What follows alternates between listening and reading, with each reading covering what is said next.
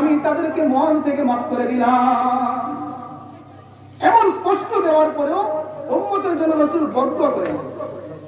এত কষ্ট দিয়েছেন, কি কষ্ট দিয়েছেন, একটা বেহুশ হয়ে রাস্তার মধ্যে পড়ে গিয়েছে, বলতেছে আপনি বলেন দুটো পাহাড় একসাথে মিশিয়ে দিব না, আমার উম্মতের জন্য বদদুয়া করার প্রয়োজন নেই, তারা বুঝে নেই আমার উপর নির্যাতন করেছে, তাই তাদের উপর বদদুয়ার প্রয়োজন নেই। কারণ এমন হতে পারে তাদের ভবিষ্যৎ প্রজন্ম এমন আসবে যারা আমার দ্বীনকে মেনে নিবে, আমার দ্বীনের আলো তাদের ঘরের মধ্যে ঢুকে যাবে। মুসলমান ভাইরা আমার বলার উদ্দেশ্য আল্লাহর রাসূল সাল্লাল্লাহু আলাইহি ওয়াসাল্লাম নিজের জীবনের সর্বস্ব দিয়ে উম্মতকে ভালোবাসা দিয়েছেন।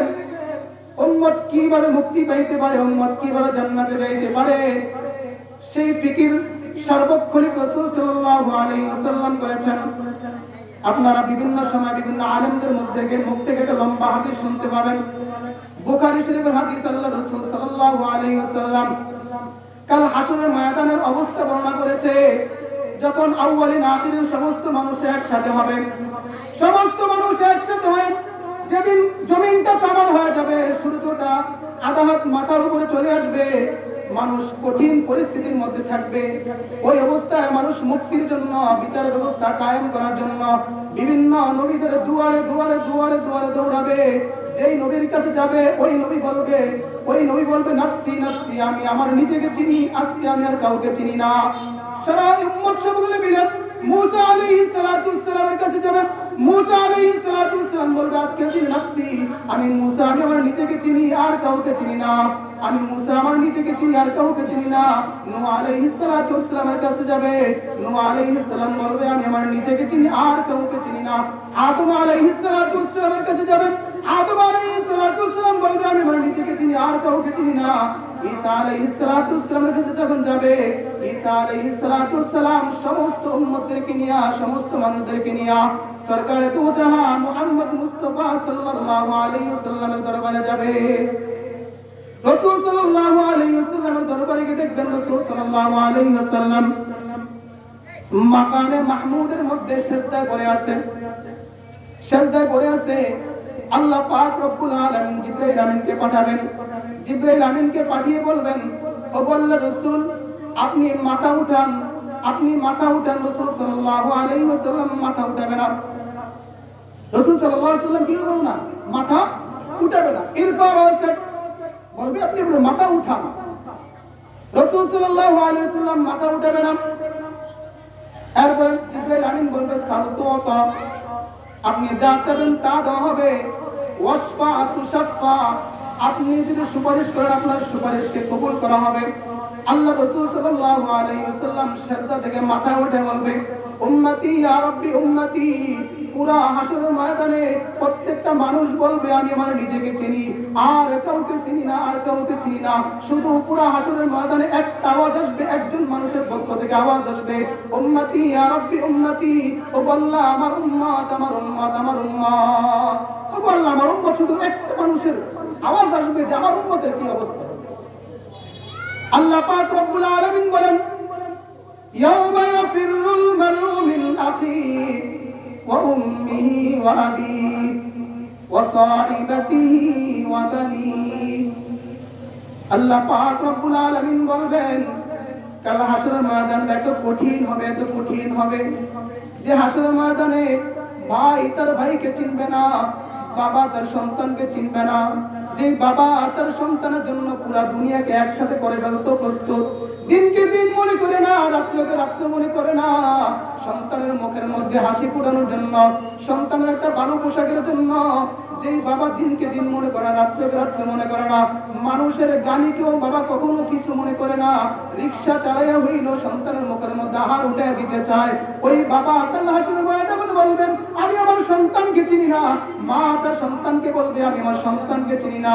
যেই মা সন্তানের জন্য দুনিয়ার মধ্যে সকল কষ্ট ত্যাগ করতে প্রস্তুত, কিন্তু হাসরের ময়দানে মাও এত কঠিন হয়ে যাবে, সন্তানকে চিনবে না, বলবে নাফসি, আমি আজকের দিনে আর কাউকে চিনি না, আমি আমার নিজেকে চিনি আর কাউকে চিনি না, আমি আমার নিজেকে চিনি আর কাউকে চিনি না। ওই কঠিন পরিস্থিতির মধ্যে একজন মানুষ শুধু আমার আর আপনার পাশে থাকবে, একজন মানুষ, সেটা হলো সরকারে দু জাহান মুহাম্মদ মুস্তাফা সাল্লাল্লাহু আলাইহি ওয়াসাল্লাম। একজন মানুষ আমার মুক্তি কিভাবে আমি মুক্তি পাইতে পারি, কিভাবে আমার মুক্তির ব্যবস্থা হইতে পারে, পুরো হাসরের ময়দান ঘুরবে আর বলবে রব্বি হাবলি উম্মতি ইয়া রব্বি উম্মতি, ও আল্লাহ আমার উম্মতের কি হবে, আমার উম্মতের কি হবে। যদি ভালোবাসতে হয় তাহলে ওই রাসূলকে ভালোবাসা দরকার। যদি ভালোবাসতে হয় কাকে ভালোবাসা দরকার? ওই রাসূলকেই ভালোবাসা দরকার। যে রাসূল আমার কঠিন বিপদের দিনে হাসরের ময়দানে আমার পাশে আমার নেতা থাকবে না, আমার নেত্রী আমার পাশে থাকবে না, যেই নেতার কথা শুনে আমি যা ইচ্ছা তাই করতে পারি, আমার নেতা আমাকে যা বলে, নেতার ভালোবাসা আমি একজন মানুষকে কষ্ট দিতে পারি, মারতেও পারি, কিন্তু ওই নেতা হাসরের ময়দানে বলবে আমি চিনি না, তোমাকে চিনি না। নেতার তো অবস্থা ঠিক থাকবে না, নেতার তো অবস্থা ঠিক থাকবে না। আপনাকে আর আমাকে বাঁচাবে কি? এই ভালোবাসতে হলে ওই রাসূলকে ভালোবাসতে হবে, যে রাসূল নিজের জীবনের সর্বস্ব দিয়া আমাকে আপনাকে ভালোবেসে গেছেন। আমাকে আপনার মুক্তির ব্যবস্থা কিভাবে হবে সেই ফিকির সারাটা জিন্দেগি করে গেছেন, এবং আখিরাতে কিভাবে আমি আর আপনি মুক্তি পাইতে পারি সেই ফিকির করে গেছেন। কিভাবে আমি আর আপনি মুক্তি পাইতে পারি সেই ফিকির করে গেছেন। তো ভালোবাসতে হলে ওই রাসূলকেই ভালোবাসা দরকার। তো রাসূলকে কিভাবে ভালোবাসবো? আমরা তো রাসূলকে পাই নাই, আমরা তো কি নাই, রাসূলকে পাইনি। রাসূলের জমানা তো ১৫০০ বছর আগে চলে গেছে। এখন আমি রাসূলকে কিভাবে ভালোবাসবো? সাহাবা আজমাইন তো রাসূলকে দেখেছেন, সরাসরি রাসূলকে ভালোবেসেছেন, রাসূলের সাথে ওরকম ব্যবহার করেছেন, ভালোবেসেছেন। তা আমরা রাসূলকে কিভাবে ভালোবাসবো? আমাদের দিনের মধ্যে ওরকম ফিকির থাকতে হবে যে রাসূল সাল্লাল্লাহু আলাইহি ওয়াসাল্লামের জন্য, রাসূলের আদর্শের জন্য, রাসূলের জন্য আমার নিজের জীবনকে উৎসর্গ করতে পর্যন্ত আমার প্রস্তুত থাকতে হবে। নিজের মনের মধ্যে ওরকম এরাদা থাকতে হবে। আল্লাহ রাসূল সাল্লাল্লাহু আলাইহি ওয়াসাল্লাম নিজের জীবনের সর্বস্ব দিয়া ভালোবেসে গেছেন আর বলে গেছেন, উম্মত আমি তোমাদেরকে যেইভাবে ভালোবাসছি, আমি তোমার কাছে সম্পদ চাই না, বাড়ি গাড়ি চাই না, আমি তোমার কাছে তেমন কোনো জিনিস চাই না, আমি তোমাকে ভালোবেসেছি, নিজের জীবনের থেকে বেশি ভালোবেসেছি। তাই উম্মত হিসাবে তোমার কাছে আমি রাসূল ভালোবাসা চাই।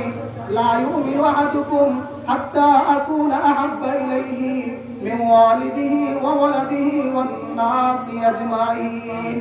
আল্লাহ রাসূল সাল্লাল্লাহু আলাইহি ওয়াসাল্লাম বলতেছেন, উম্মত তোমার ভালোবাসাটা আমার প্রতি তোমার সন্তানের থেকে বেশি হতে হবে, তোমার বাবা মার থেকে বেশি হতে হবে, তোমার জীবনের থেকে বেশি আমাকে বেশি ভালোবাসতে হবে। আল্লাহ রাসূল সাল্লাল্লাহু আলাইহি ওয়াসাল্লামের হাত একদিন ওমর রাদিয়াল্লাহু আনহু ধরে হাঁটতেছিলেন। ওই অবস্থায় ওমর রাদিয়াল্লাহু আনহু আল্লাহ রাসূল সাল্লাল্লাহু আলাইহি ওয়াসাল্লামকে বললেন, ও আল্লাহর রাসূল আমি আপনাকে ভালোবাসি। রাসূল সাল্লাল্লাহু আলাইহি ওয়াসাল্লামকে বললেন, ও আল্লাহর রাসূল আমি আপনাকে ভালোবাসি, কিন্তু আমার জীবন থেকে বেশি ভালোবাসি না। আল্লাহ রাসূল সাল্লাল্লাহু আলাইহি ওয়াসাল্লাম বলেন, ওমর তাহলে তো হলো না, ভালোবাসা হলো না। ওমর রাদিয়াল্লাহু আনহু কিছুক্ষণ ফিকির করলেন, চিন্তা করলেন, এরপরে বললেন, ও আল্লাহর রাসূল আমি আমার জীবন থেকে বেশি আপনাকে ভালোবাসি। আল্লাহ রাসূল সাল্লাল্লাহু আলাইহি ওয়াসাল্লাম বলেন, হ্যাঁ হ্যাঁ ওমর এতক্ষণে ভালোবাসা হয়েছে, এতক্ষণে ভালোবাসা হয়েছে। এই ভালোবাসা নিজের জীবন থেকে বেশি রাসূলকে ভালোবাসতে হবে, নিজের জীবন উৎসর্গ করে দিয়ে হলো রাসূলের আদর্শকে কায়েম করার জন্য চেষ্টা করতে হবে। নিজের জীবনের দাম রাসূলের ভালোবাসা থেকে বেশি নয়।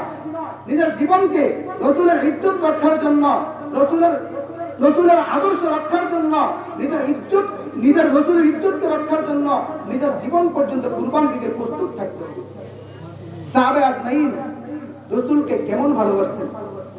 উহুদের ময়দানে যখন সাহাবা আজমাইন এদিক সেদিক ছুটাছুটি করা আরম্ভ করে দিয়েছে, একটু কঠিন পরিস্থিতি হয়ে গিয়েছিল, আল্লাহ রাসূল সাল্লাল্লাহু আলাইহি ওয়াসাল্লাম এক জায়গার মধ্যে রয়েছেন। আল্লাহ রাসূল সাল্লাল্লাহু আলাইহি ওয়াসাল্লামের সাহাবী আবু তালহা রাদিয়াল্লাহু আনহু আল্লাহ রাসূল সাল্লাল্লাহু আলাইহি ওয়াসাল্লামের সামনে এসে দাঁড়িয়ে গিয়েছেন। আল্লাহ রাসূল সাল্লাল্লাহু আলাইহি ওয়াসাল্লামকে বলতেছেন, ও আল্লাহর রাসূল আমার এই বুক আপনার বুকের জন্য কুরবান হয়ে যাক, আমার এই বুক আপনার বুককে হেফাজত করার জন্য কুরবান করে দিলাম। আপনি আল্লাহর রাসূল বেশি লড়াচড়া করবেন না, যদি আপনি লড়াচড়া করেন তাহলে না জানি কাফেরদের কোন তীরটা এসে আপনার উপরে পড়ে যায়।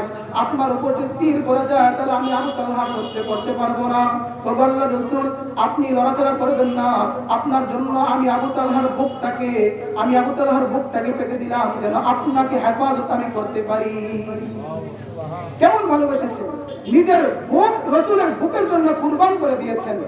যে এমনটা হতে পারে যে রাসূল সাল্লাল্লাহু আলাইহি ওয়াসাল্লাম যেমনই হোক আমার নিজেকে আমি আগে বাঁচাই, কিন্তু না, রাসূলকে বাঁচাইতে হবে আমার নিজের জীবন শেষ করে দিতে।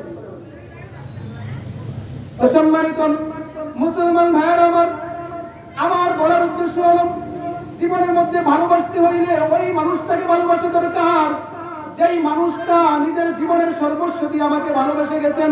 এমন ভালোবাসা দুনিয়ার কোনো মানুষকে দিতে পারে না।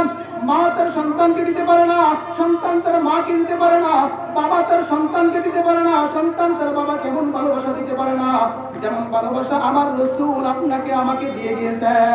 তাই ভালোবাসতে হলে নিজের জীবনের সর্বস্ব দিয়া, নিজের জীবন দিয়া ওই রাসূলকেই ভালোবাসা দরকার। ভালোবাসতে হলে ওই রাসূলকেই ভালোবাসা দরকার। আল্লাহ পাক রব্বুল আলামিন বলেন, কুল ইন কুনতুম তুহিব্বুনাল্লাহ ফাত্তাবিউনি ইউহিব্বুকুমুল্লাহ ওয়া ইয়াগফির লাকুম যুনুবাকুম ওয়াল্লাহু গফুরুর রহিম। আমরা সকলে আল্লাহকে ভালোবাসি না? আমরা সকলে আল্লাহকে ভালোবাসি তো ভাই? এমন কেউ আছেন যে আল্লাহকে ভালোবাসি না? এমন কেউ আছেন? তো আল্লাহকে যদি আমরা ভালোবাসি, আল্লাহ পাক রব্বুল আলামিন বলেন, قل إن كنتم تحبون الله فاتبعوني يحببكم الله। হ্যাঁ রাসূল আপনি বলে দেন যদি তোমরা আল্লাহকে ভালোবাসতে চাও ফাত্তাবিউনি, তাহলে আমি রাসূলের অনুসরণ করো। আর যদি আমি রাসূলের অনুসরণ করো ইউহিব্বুকুমুল্লাহ, আল্লাহ পাক রব্বুল আলামিন বলতেছেন বান্দা তুমি আমাকে ভালোবাসা লাগবে না, আমি আল্লাহই তোমাকে ভালোবাসবো। আল্লাহ পাক রব্বুল আলামিন বলতেছেন আমাদেরকে রাসূলের ভালোবাসার পদ্ধতি শিখিয়ে দিয়েছেন। আমরা তো রাসূলকে পাই নাই, রাসূলকে ভালোবাসার প্রমাণ কিভাবে করতে হবে? রাসূলের আদর্শকে গ্রহণ করে রাসূলের ভালোবাসা প্রকাশ করতে হবে। আল্লাহ পাক রব্বুল আলামিন রাসূলের মাধ্যমে জানায়া দিয়েছেন ভালোবাসার পদ্ধতিটা কি হবে। কুল ইন কুনতুম তুহিব্বুনাল্লাহ ফাত্তাবিউনি ইউহিব্বুকুমুল্লাহ। আল্লাহ পাক রব্বুল আলামিন বলতেছেন হাবিব আমার আপনি বলে দেন, হে আব্দুর রহিম, আব্দুল করিম, আব্দুল গফফার, তুমি যদি আল্লাহকে ভালোবাসতে চাও তাহলে আমি রাসূলের অনুসরণ করো। আর আমার রাসূলের যদি অনুসরণ করো, আল্লাহ পাক রব্বুল আলামিন তখন বলবেন আব্দুল গফফার আমি তোমাকে ভালোবাসি, আব্দুর রহিম আমি তোমাকে ভালোবাসি, আব্দুস সাত্তার আমি তোমাকে ভালোবাসি। আল্লাহ পাক রব্বুল আলামিন তখন বলবেন বান্দা আমি তোমাকে ভালোবাসি। তা আল্লাহর ভালোবাসা পাওয়ার দরকার আছে নি? আল্লাহর ভালোবাসা পাইতে হলে কি করতে হবে? ফাত্তাবিউনি, আল্লাহর রাসূলের অনুসরণ করতে হবে। আর আল্লাহর রাসূলের যদি অনুসরণ করি, আল্লাহ পাক বলেন ইউহিব্বুকুমুল্লাহ, আমি আল্লাহ তখন তোমাকে ভালোবাসবো। আল্লাহ রাসূল সাল্লাল্লাহু আলাইহি ওয়াসাল্লাম বলেন আল্লাহ পাক রব্বুল আলামিন যখন কোনো মানুষকে ভালোবাসেন তখন জিবরাইল আমিনকে ডেকে বলেন, জিবরাইল অমুক এলাকার অমুক মানুষটাকে আমি ভালোবাসি, তুমি জিবরাইলও ভালোবাসো। তখন জিবরাইল আমিন আসমানের মধ্যে ঘোষণা করে দেয় যে অমুক এলাকার আব্দুর রহমান, আব্দুল গফফারকে আল্লাহ ভালোবাসেন, আমি জিবরাইল ভালোবাসি, তোমরা আসমান আল্লাহরাও ওই ব্যক্তিকে ভালোবাসো। এরপরে জিবরাইল আমিন জমিনের মধ্যে এসে ঘোষণা করে দেয় অমুক ব্যক্তিকে আল্লাহ পাক রব্বুল আলামিন ভালোবাসে, আমি জিবরাইলও ভালোবাসি, আসমান ওয়ালারাও ভালোবাসে, তোমরা জমিন ওয়ালারাও ওই ব্যক্তিকে ভালোবাসা আরম্ভ করে দাও। যখন আল্লাহ পাক রব্বুল আলামিন কোন মানুষকে ভালোবাসে তখন আল্লাহ পাক জিবরাইল আমিনের মাধ্যমে ঘোষণা দিয়ে দেয় যে আমি আল্লাহ অমুককে ভালোবাসি, তোমরাও তাকে ভালোবাসো। জমিন ওয়ালাদের মধ্যে ঘোষণা করে দেয় আমি আল্লাহ অমুককে ভালোবাসি, তোমরা অমুককে ভালোবাসো। যার কারণে দেখবেন আল্লাহ ওয়ালাদেরকে মানুষ এমনি ভালোবাসে, আল্লাহ ওয়ালাদের জন্য জীবন দিতে প্রস্তুত থাকে মানুষ, কারণ আল্লাহ তাকে ভালোবাসে। আল্লাহ যখন কাউকে ভালোবাসে তখন ওই মানুষটাকে পৃথিবীর সমস্ত মানুষও ভালোবাসে। তো ভাই আমরা রাসূলের ভালোবাসার পদ্ধতি কি? কি হবে? রাসূলের অনুসরণ করো। আমরা তো রাসূলকে দেখি নাই, সাহাবী হতে পারিনি আমরা রাসূলকে দেখি নাই, সাহাবী হতে পারি নাই, তাহলে আমরা কি রাসূলের সাথে জান্নাতে যেতে পারবো না? রাসূলের সাথে জান্নাতে যাওয়ার রাস্তা কোনটা? মান আহাব্বা সুন্নতি ফাকাদ আহাব্বানি ওয়া মান আহাব্বানি কানা মাই ফিল জান্নাহ। আল্লাহ রাসূল সাল্লাল্লাহু আলাইহি ওয়াসাল্লাম ১৫০০ বছর আগে দুনিয়া ছেড়ে চলে গেছেন, কিন্তু যাওয়ার আগে আল্লাহ রাসূল সাল্লাল্লাহু আলাইহি ওয়াসাল্লাম ঘোষণা দিয়ে গেছেন যে আমি দুনিয়া থেকে চলে যাইতেছি, কিন্তু আমার উম্মত দুনিয়ার মধ্যে বাকি থাকবে, কিয়ামত পর্যন্ত আমার উম্মত থাকবে। আমার উম্মতটা দুনিয়ার মধ্যে এসে আমাকে পাবে না, কিন্তু আমার ওই সমস্ত উম্মতদের জন্য যারা দূরে থাকবে, যারা আমাকে দেখবে না, ওই সমস্ত উম্মতদের জন্য ঘোষণা করে দিয়ে গেলাম, মান আহাব্বা সুন্নতি ফাকাদ আহাব্বানি। যে আমার আদর্শকে ভালোবাসবে, যে আমার সুন্নতকে ভালোবাসবে, সেজন্য আমাকে ভালোবাসলো, আর যে আমাকে ভালোবাসলো সেজন্য আমার সাথে জান্নাতেই থাকবে, সে আমার সাথে জান্নাতে থাকবে। আমি বাংলাদেশি মানুষ হইতে পারি, আমি রাসূলকে পাই নাই, রাসূলকে দেখি নাই, রাসূলের জামানায় আসতে পারি নাই, আল্লাহ আমাকে পাঠায় নাই, কিন্তু আমি বাংলাদেশি মানুষ, 1400 বছর পরে বাংলাদেশের মধ্যে আল্লাহ পাক আমাকে পাঠিয়েছে। তার মানে হলো আমি রাসূল সাল্লাল্লাহু আলাইহি ওয়াসাল্লাম থেকে 1400 বছর পরে হইতে পারি, কিন্তু রাসূলের আদর্শ যদি গ্রহণ করি, আমি রাসূলের সাথে জান্নাতে এমন ভাবে থাকবো, পাশাপাশি থাকবো রাসূলের সাথে। আল্লাহ রাসূল সাল্লাল্লাহু আলাইহি ওয়াসাল্লামের সাহাবী মুআয ইবনে জাবাল রাদিয়াল্লাহু